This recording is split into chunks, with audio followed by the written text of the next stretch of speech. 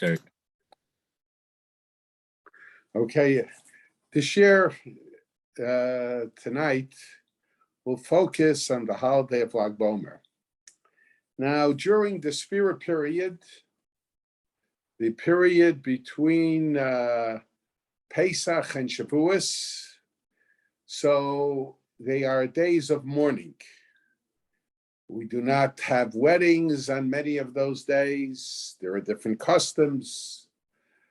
We do not take haircuts. Some refrain from going to joyous occasions where there's dancing and music. But there is some observe it, but there is a holiday. It's called a minor holiday, a holiday during the Sphira period. And it seems that there is a certain connection between the Sphira period and the holiday. The holiday is like Bomer. Now, it's interesting, just as a side point, the students of Rabbi Akiva who died during the Sphira period, so the Gemara says they died from askara, which was a terrible disease. It does not give people the ability to breathe. But this the Gemara in Yavamis. The Geras Rav Shrir Gaon says they died b'shmada.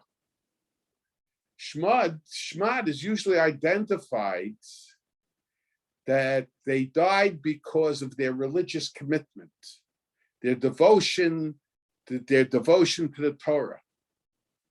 What Rav Shrir Gaon will do with the Gemara, I don't know, but he does mention that. Now,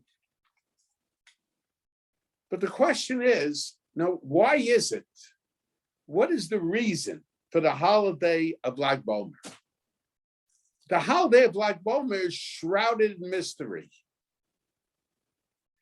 Some of the Mefarshim, some of the commentaries, when they refer to the holiday of Lag Bomer, they refer to it as a Yom Tov Me'ezatam. For some reason,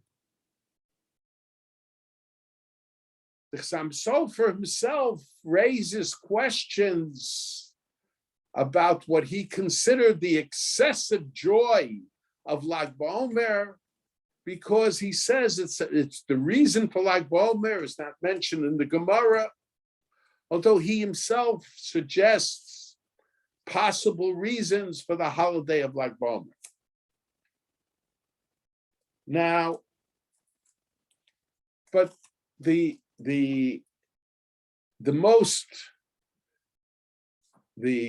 most prevalent reason given for the holiday of Lag Bomer, at least until recently, was that that's the day that's identified with the students of Rabbi Akiva stopping to die.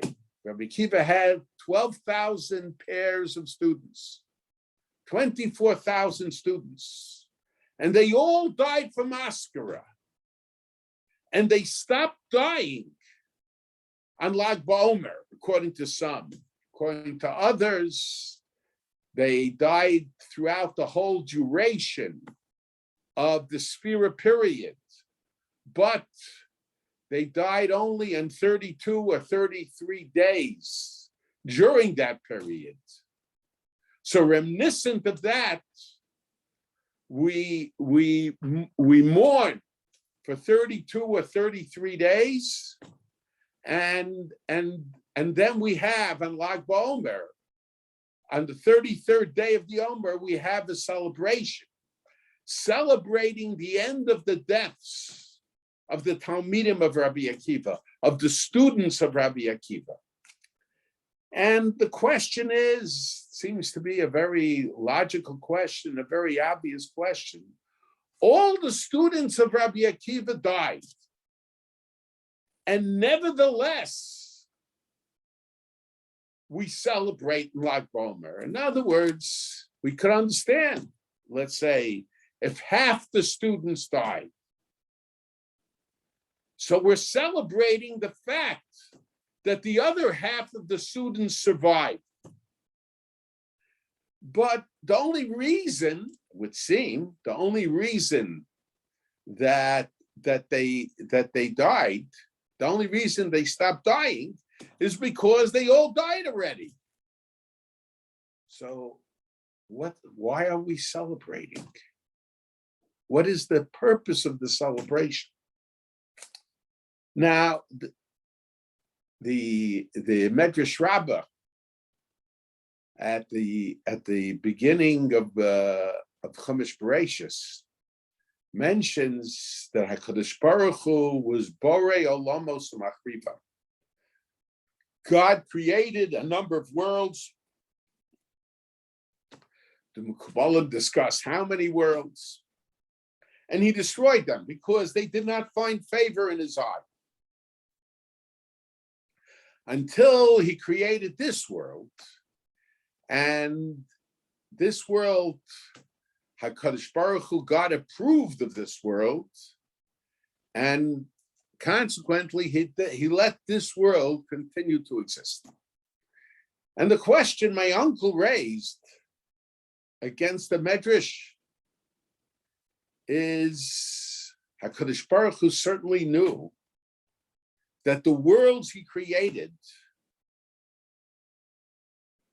would not find favor in his eyes. So why did he create those worlds only to destroy them? Why didn't he initially create this world without creating those other worlds? And my uncle says, because we know that there is a mitzvah halachta b'drachav. In a sense, we have to follow in the path of HaKadosh Baruch Hu.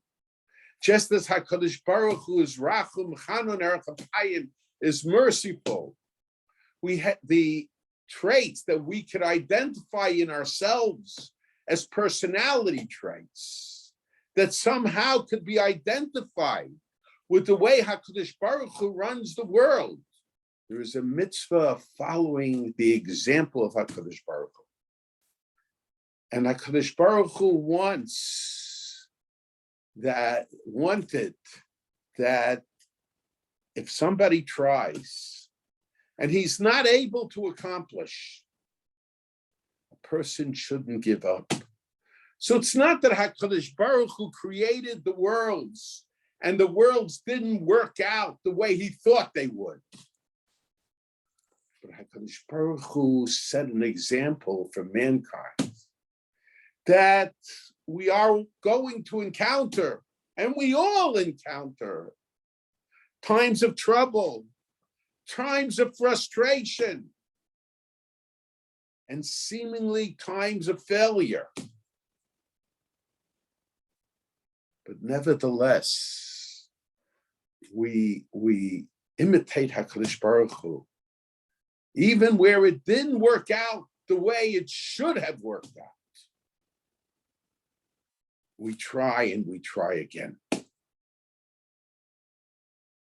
And this certainly has to do with, on a religious level,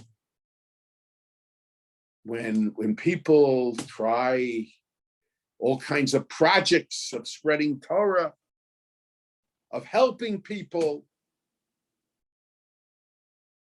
and we don't always succeed at first, but it doesn't mean we give up. We try again. And the Chazal tell us that after Rabbi Akiva's students, 12,000 pairs of students died. Rabbi Akiva didn't give up. He tried again. this time with 5 Talmidim, with 5 students. But these students continued the Masorah. They continued the heritage of Torah learning. And to a large degree, all of Torah, the written Torah Shabbat Peh that we have has its foundation in Rabbi Akiva and his Talmidim, in Rabbi Akiva and his students.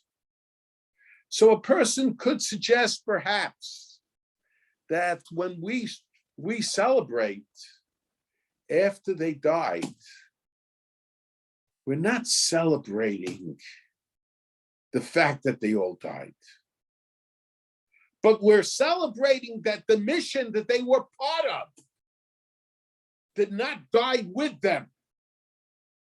And that mission continued with new Talmidim, with new students.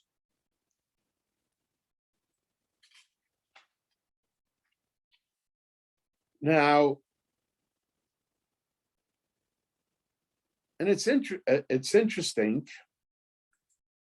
that one of the reasons, perhaps today the most popular reason, associated with Lag BaOmer is the fact that it's the yard site of Reb Shimon Bar Yochai, and there is a custom in Eretz Yisrael. Unfortunately, last year there was a great tragedy that took place there.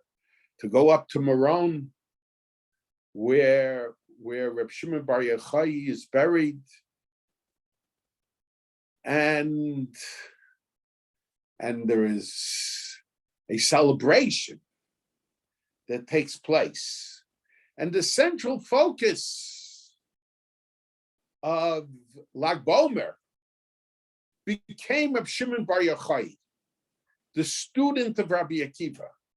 But Reb Shimon Bar Yochai was not one of those students, of those 12,000 pairs of students who perished in the Magefa. But Reb Shimon Bar Yochai was one of the 5 students who Rabbi Akiva taught after all his past students passed away, died from Askara. And many are critical. Many were very critical of the celebration that takes place on the yard site of Reb Shimon Bar Yochai, the Soloveichik, the Chassam Sofer, mainly the Soloveichik. And he says, when Reb Shimon Bar Yochai dies,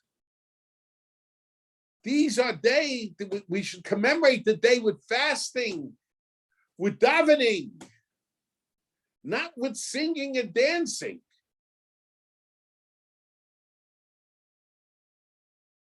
And we could suggest that, on the contrary, Reb Shimon Bar Yochai,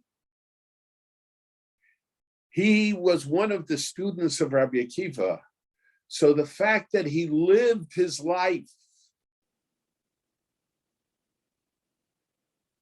shows that the influence of Rabbi Akiva continued even after Rabbi Akiva's death. So in other words, when we celebrate on the yard site of Reb Shimon Bar Yochai, we're celebrating the life of Reb Shimon Bar Yochai, which is the perpetuation of the tradition and of the Torah of Rabbi Akiva.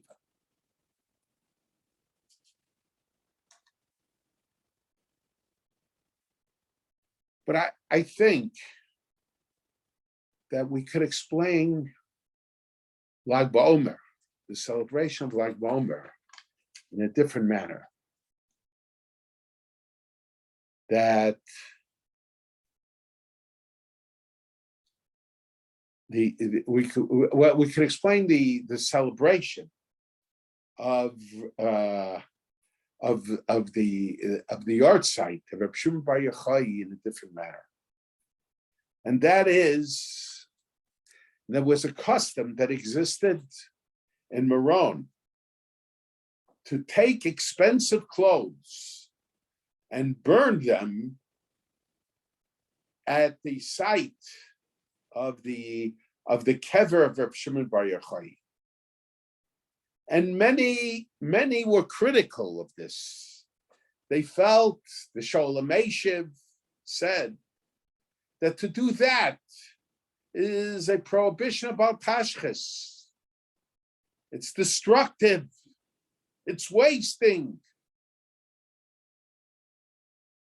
You're not allowed to destroy something just for the sake of destroying it. And the Soloveichik is very critical of this custom. And many wrote Sfarim, trying and contrasting, trying to answer the claim of the Soloveichik against the custom of the burning of the clothes, the destruction of the clothes that used to take place. And when you look at the Tshuva Sfarim, the responsa that deal with that custom, it seems there were different periods of time. There were periods of time where they would burn very expensive clothes. And there were periods of time that they would burn only simple clothes. And if someone brought expensive clothes, so they would sell those clothes, and the money that was raised for the selling of those clothes was given for the poor. But how are we to understand this custom? It seems so. The answer that was given by Reb Shmuel Heller, he was the Rav of Tzfas, in regard to the claim of the Soloveichik that when they burn the clothes, they are violating the prohibition of Bal Tashchis. He says the Isur Bal Tashchis, the Isur of being destructive, that's only if you're destroying something for no purpose at all. But if there is a purpose, then it's not Bal Tashchis. Now we have to understand, what could be the purpose in taking clothes, and in certain periods of time it was expensive clothes, and destroying them and burning them at the site of the kever, at the site of the grave of the Tana Reb Shimon Bar Yochai. And it's brought down, Reb Shmuel Heller brings down, all of this is brought down in Reb Zevin's Sefer. But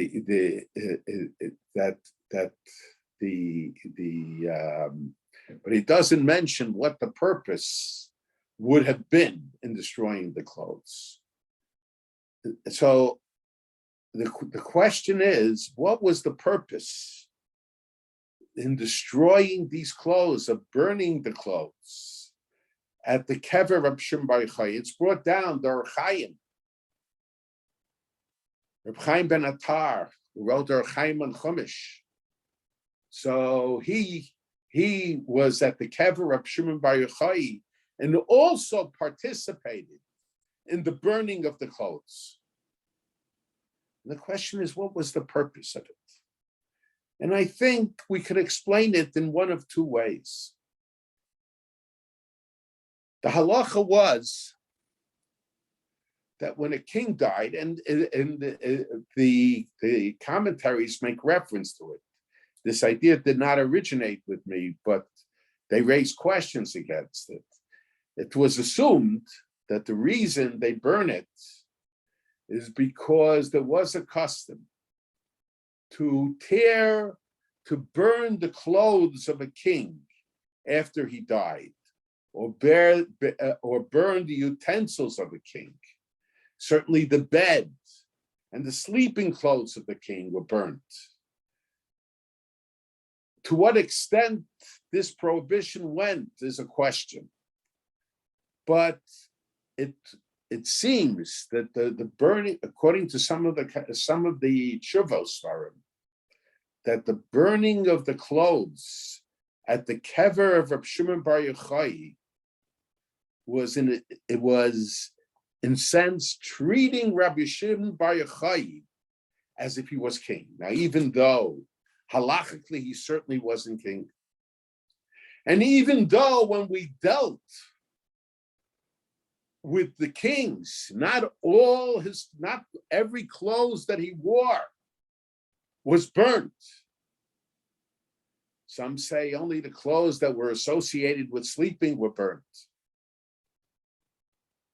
But nevertheless, this was done to identify Rab Shimon Bar Yochai with the kings of Israel. And the question is, why? Why should we identify Rab Shimon Bar Yochai in a demonstrative manner as if he was one of the kings of the Jewish people? But I think the reason is that after the Romans destroyed the Beis Hamikdash, after the Romans exiled the Jewish people, although there were many Jews that still stayed in Israel, Reb Shimon Bar Yochai among them. Initially, and my uncle points that out in the shiurim that he gave regarding Tisha B'Av, initially the focus of the Romans was not so much against the Chachamim. It was against the Kohanim. It was against those who had positions of leadership. But the Romans did not feel that they had to fear from the Chachamim. Either because they felt, as my uncle suggests, that with the destruction of the Beis Hamikdash, everything would crumble anyway, or because they saw the Chachamim as just teachers and not leaders. But what happened? How did the Jewish people survive the exile? And perhaps this is the idea behind the Avelus, the mourning of the students of Rabbi Akiva, who represented the future leaders of the Jewish people. It was the teachers, the Chachamim, that became the leaders of the Jewish people. In every town, who was the leader of the Jewish people? And certainly in Europe, till the probably the 1900s, maybe late 1800s, the leaders of the Jewish people in the towns of Europe were the Chachamim, was the Rabbanim of the cities. In other words, they might not have been official leaders, but by virtue of being the Chachamim, by virtue of being the teacher, by virtue of being the Mora Derech, by virtue of giving guidance, religious guidance to Jewish people, they became the unofficial leaders of the Jewish people. And in a sense, later on, when the Romans did turn against the Chachamim, against the Torah scholars, perhaps it was they began to realize that that Jewish leadership remained. It might not have been official Jewish leadership. It might not have been a position of leadership. It was a position of scholarship. But it became a position of leadership. And perhaps that's the reason. It's true. Rab Shimon Bar Yochai talked against the Romans. But they they considered his actions as a capital offense. They felt that he was a threat to them because they recognized that Reb Shimon Bar Yochai, who did not look with a positive perspective at what the Romans considered their accomplishments, that he was a threat to them because he might not have been an official leader, but he was an unofficial leader. And the fact that he was able, that the death sentence was removed, that he was able to live his normal life. So Jewish leadership continued. Man Malchei Rabbanan. Who are the kings? Who are the leaders of the Jewish people? And while this was always true, certainly in times of Golus and times of exile, who were the leaders of the Jewish people? The leaders of the Jewish people were the Rabbanan, the Chachamim, the Torah sages. So when Reb Shimon Bar Yochai passed away, it showed that the leadership of Rabbi Akiva, who was murdered by the Romans, was perpetuated after his death through his Talmidim, few as they might have been. And that Torah leadership continues for generations afterwards. So perhaps that's the reason. The reason of the celebration was the frustration of the plan of the Romans to end the Torah leadership from the Jewish people. Now, but I think we could suggest another reason why we celebrate Lag BaOmer from the perspective that that's when the students of Rabbi Akiva stopped dying, even though they all died. Obviously, the fact that they all died is reason for mourning. And that is the reason why we mourn during the Spira. But what very often happens when we confront tragedy, there is a sense of depression that overtakes us. And when we sink into the depression, even if the reason for the depression doesn't exist anymore, or doesn't exist in the same manner it existed, it's difficult to get out of the depression. It's interesting that Yaakov Avinu, when he heard that Yosef died, and so his sons and daughters, they got up to be menachem him, to console him. Vayamoy, but he refused consolation. He was overtaken with this sense of depression. Life became for him no longer was it a process of living, but it became a process of dying. He said, Anochi ered livni sha'olah. I will go down to my grave, to my son in the grave. But then when he heard, oh, Yosef Chai, that Yosef is still alive, but the Roach Yaakov Avihem, the spirit of Yaakov became alive again.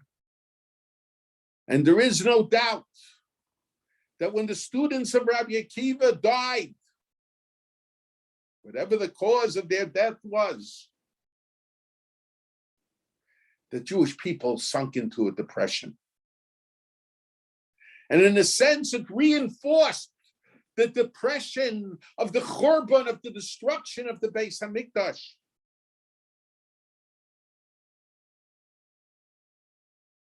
So because of that, but after they died, there's a celebration. The celebration is not about them stopping to die per se, because the reason they stopped to die was because they were all dead. But what are we celebrating? We are celebrating because when we were encountering the deaths of the students of Rabbi Akiva, and the implication of the deaths of these Torah scholars who represented the future of the Jewish people, whether it was the future of the teaching of Torah, the future of Jewish leadership. But undoubtedly there was a sense of depression. And sometimes it's difficult to come out of depression. Rabbi Akiva himself, why was he able to move forward, to take new Talmidim, to take new students? You think that after he lost 24,000 students,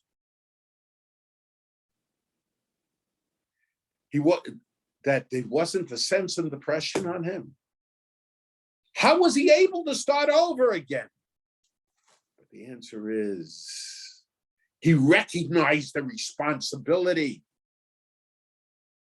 And when we recognize the responsibility, we have to recognize that we can fulfill that responsibility. And it's not just Rabbi Akiva, it's all of Klal Yisrael. In those days, everybody was looking to the perpetuation of Torah, to the students of Rabbi Akiva. And when Rabbi Akiva died, when Rabbi Akiva's students died, people were concerned about the future. Who is going to teach the next generation? Who is going to teach our children? Who is going to teach our grandchildren Torah?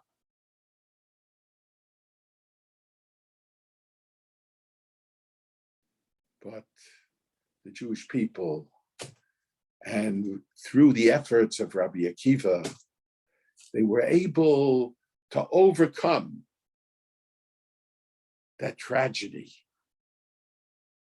And in a sense, Rabbi Shimon Bar Yochai, who was the student of Rabbi Akiva, he represents that perpetuation of Torah. So his living his normal life became identified with simcha, with joy. Why? Because joy is the opposite. True joy, not hololus. True joy is the opposite of depression. So it's the celebration of the fact that the Jewish people did not remain depressed, but on the contrary, they recognized the challenge and they met that challenge. And Rabbi Shimon Bar Yochai's life was demonstrative of that. And in a sense, Rabbi Shimon Bar Yochai and Rabbi Akiva and their generations afterwards, even in spite of all the tragedies of Golus, whether it was Shmad or it was Askara, whatever it was, they were able to reverse the trend. Life became a process of living rather than a process of dying. But their ruach, their spirit, became alive again. And So especially in the middle of the Sphira period, the Sphira period represents tragedy. On one hand, it's Zeichel Churban. It reminds us of the destruction of the Beis Hamikdash. The Baal Hamor says that why is it that we don't say Shehechiyanu on Sfiras Homer? Because there is no Korban Omer today. There is usually, and when the Beis Hamikdash, when the temple was in existence, the counting of the Omer was coupled with the giving of the sacrifice of the Omer. But when we count the Omer today, we know that there is no Beis Hamikdash, there is no temple. But nevertheless, so because of that, we can't be joyous. Because we remember the Churban, we remember the destruction of the Beis Hamikdash. But when we remember the destruction of the Beis Hamikdash, when we remember the exile, it's also important for us to remember that HaKadosh Baruch Hu helps us in the most difficult of times. You know, sometimes we refer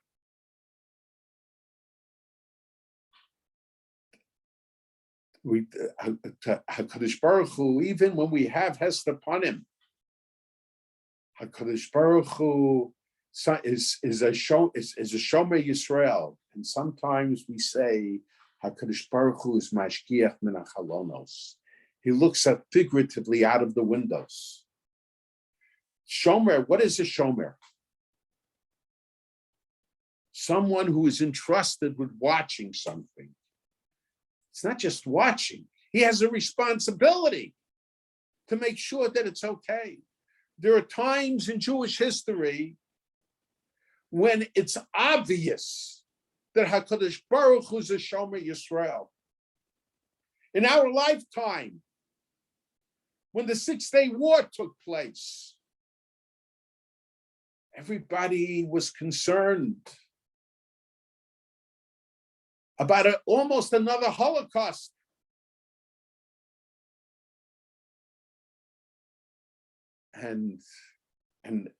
But HaKadosh Baruch Hu was a Shomer Yisrael who was miraculous. But sometimes HaKadosh Baruch Hu appears to us to be just Mashgiach min hachalonos. He's looking, observing. But why is he observing? He's observing to make sure that he will intervene when it's absolutely necessary. And in a sense, when HaKadosh Baruch Hu, the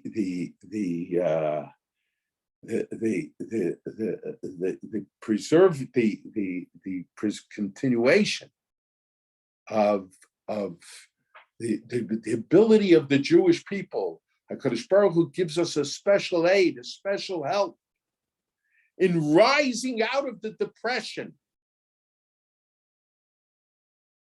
And HaKadosh Baruch Hu helps us.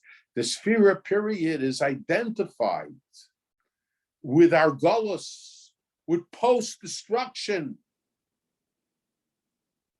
As the Baal Hamor says, but nevertheless, even in that period of time, there are individual days when we could be happy to demonstrate that we do not become so depressed that we should become our own enemies. And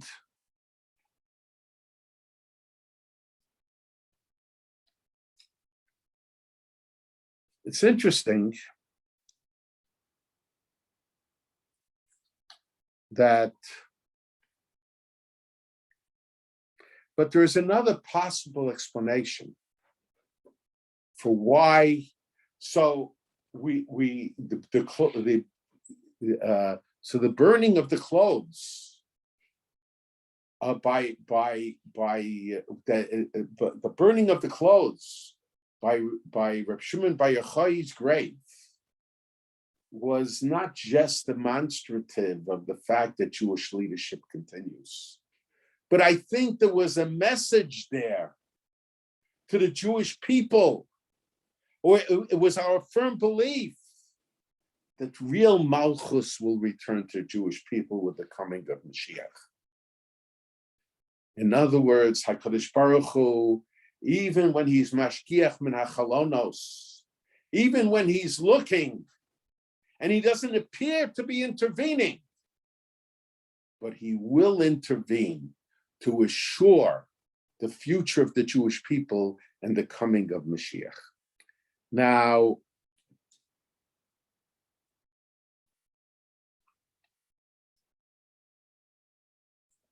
the Chassam Sofer, he suggests an altogether different reason. Altogether different reason for Lag BaOmer. The Chassam Sofer says, and I know there's a Rashi that seems to say to the contrary, but the 15th of Iyar, he said, the Jewish people who left Egypt came to Midbar Sin.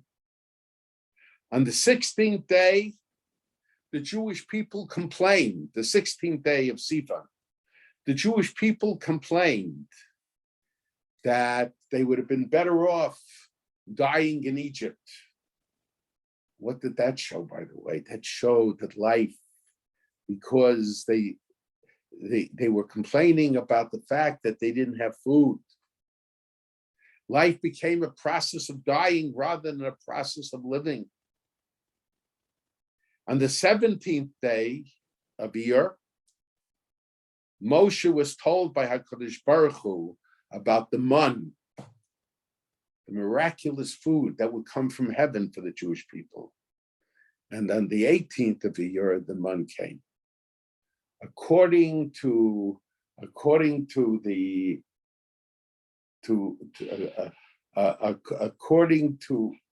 Chassam Sofer, the celebration of Lag BaOmer has to do more with what happened in the desert. And it seems somewhat strange that that in the desert, the Jewish people that we're celebrating now, doesn't appear that there was such a holiday prior to the destruction of the Beis Hamikdash. It seems strange that we should celebrate in our time the giving of the man, during the Omer period. Now it's true, the Ibn Ezra claims that the giving of the man was perhaps the greatest miracle of the Midbar, I'm sure, with the exception of Matan Torah, because the man was something that came every day. In a sense, we could suggest that according to Ibn Ezra, the man became part of nature for the Jewish people. But the man,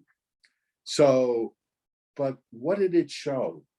Now, the Medrash says, the Medrash tells us that the Jewish people in the Midbar, before they received the Torah, they had a certain sense of emptiness.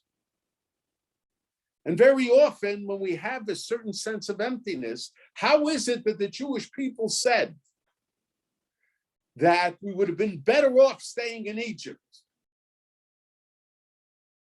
But the answer is, when you have a certain sense of emptiness, and they had a sense of emptiness, it appears from the Medrash, because they didn't get the Torah yet.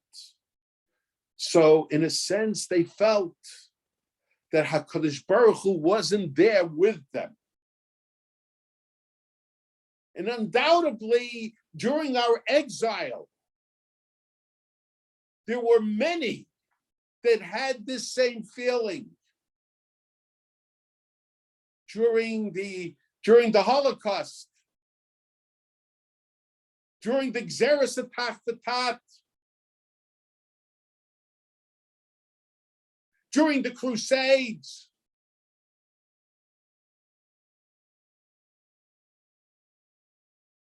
And one can't be critical,